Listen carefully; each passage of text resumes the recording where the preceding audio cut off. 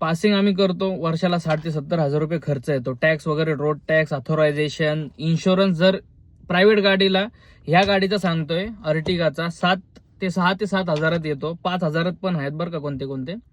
तर ह्या गाडीचा इन्शुरन्स फक्त 30 ते 35 हजार रुपयापर्यंत आहे. कमर्शियल व्हेकल आहेत, त्याच्यामुळे सगळ्या ह्याच्यात बरं का, रिक्षामध्ये पण आणि काळी पिवळी टॅक्सीसाठी सुद्धा आहे.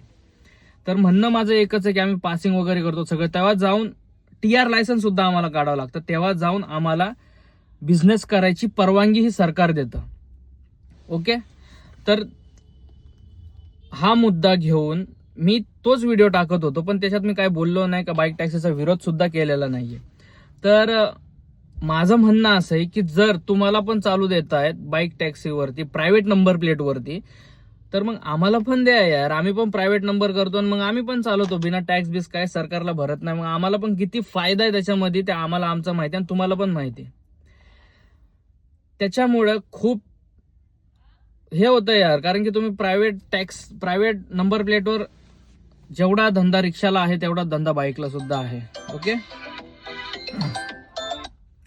तो धंदा आम्हाला कुठं ना कुठं थोडं मनामध्ये त्रास होतो यार, कारण की आम्ही वर्षाला एवढं भरतो, पैसे भरतो एवढे. तर हेच माझं म्हणणं होतं.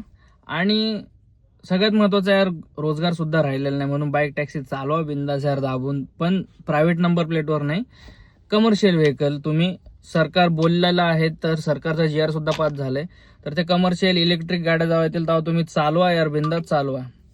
आणि अजून एक मुद्दा आहे बरं का मित्रांनो,